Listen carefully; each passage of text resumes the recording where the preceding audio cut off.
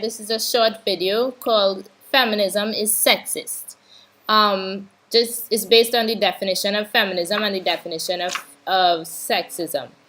The definition of feminism is the advocacy of women's rights on the grounds of the equality of the sexes.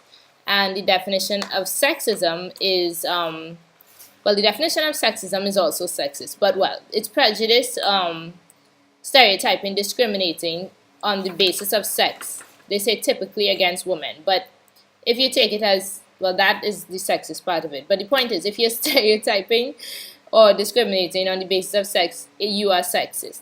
And if you advocate for the rights of people based on the fact that they are women, this is also sexist. So feminism is an inherently sexist ideology,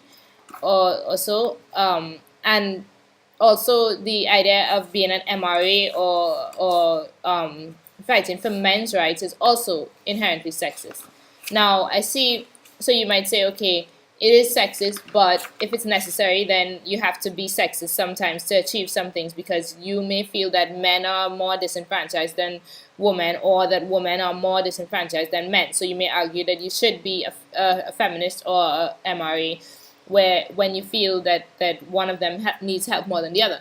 Now, there's nothing wrong with advocating only for men or only for women, but why do you have to self-identify as a feminist or MRA? Why don't you just identify as an egalitarian, so that you can make it clear that you would fight for both sides wherever it's needed? I mean, if it was the case that women were more disenfranchised, then you would fight for them. If it was the case that men were more disenfranchised, then you would fight for them.